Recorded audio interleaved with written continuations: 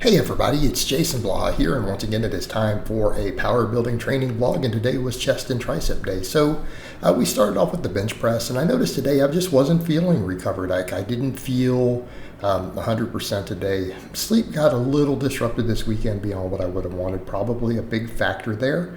I stopped at a 315 bench. I just hit my 315 training max. And it looked pretty clean on camera. It looked actually quite easy now that I look at the footage, but I kind of grabbed it and said, I don't know if I really should go up today. Let's just call it there. And I noticed my chest was really lit up from it. My chest felt extremely fatigued. And so the thing I'm realizing, I've been doing all this various delt work, incline work, all this tricep stuff. I do feel like at this point, my chest is kind of limiting my benching strength and everything. Plus, when I've been looking at certain things, I've been inspecting closer the camera footage at different angles, mirror at different angles. I'm kind of at a point to where I've done a lot of incline stuff. I'm doing all the overhead pressing and shoulders. I feel like my upper chest area actually is really good, and I probably need to just build my whole dang chest, right? Obviously, my triceps are a big priority, biceps and pecs. My delts have been doing really good. I feel like I've got pretty good shoulder development with what I've been doing, and I'm going to keep a shoulder day in.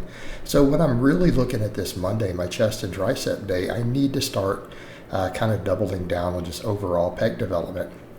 And I have a couple options. Obviously, the benching like this helps. That's one thing I will say. When I take this grip, I probably do get a little more lengthened position with this flat back. And that's going to be the other thing. I want to keep just getting really strong at flat back benching, because I used to arch. Like even my best benches, you guys have seen me do, were all arched. They were all with wrist straps, all that. And I'm like, let's just really focus on doing this flat back and just build a massive chest. And again, I feel like I'm at a point where my physique, I can afford to focus on that. And so I started looking at lifts I do. Dumbbells feel great on the chest, but it's just such a pain to get them in position. And I'm like, this reverse grip bench, the last couple times I did it, gave me DOMs in my pecs for a week. Okay, so I'm like, let's just do like we did with this a couple weeks ago, because I came back the next week stronger on the bench. When I did flat bench and then I did reverse grip bench, I had the DOMs, and then my bench strength seemed to have went up. In this last couple of weeks focusing on all incline, that 315 felt kind of heavy. My chest felt like a weak link on it. So I'm like, let's just come in and build my chest. Okay. Do I really need to specialize for now in the upper chest? Probably not. I feel like I've done a lot of it, and at certain angles, I feel like my upper chest, like relative to my whole chest, is really good. I feel like just the chest itself needs to come up. Now, for people who said, I've got a big rib cage, there's a difference. So I feel like at this point, working the whole pec, right? Working the whole pec.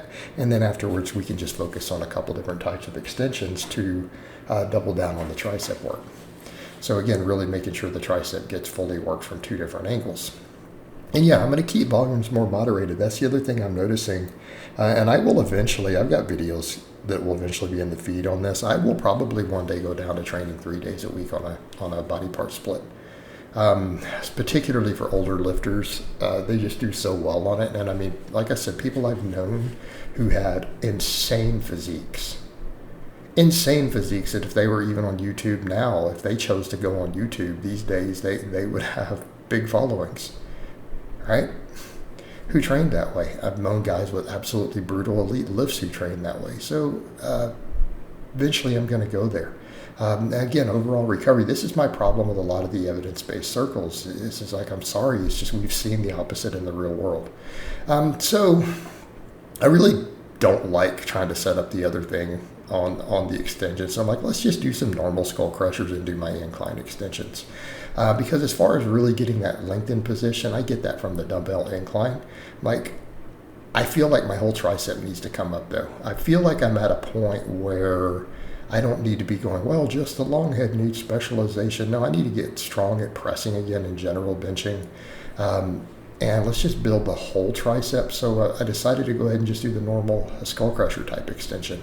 And I can do these right here in the rack. This made for such a fast workout, right? Because all I had to do was bench, then reverse grip bench in the same setup, and then hop over and just do two extensions in the bench also. And then I jumped over and grabbed my dumbbells. It just made for such a fast workout. Like, this workout was so quick, but everything got lit. And that was the thing. That's what I notice when I do these. I really do feel that medial and long head more.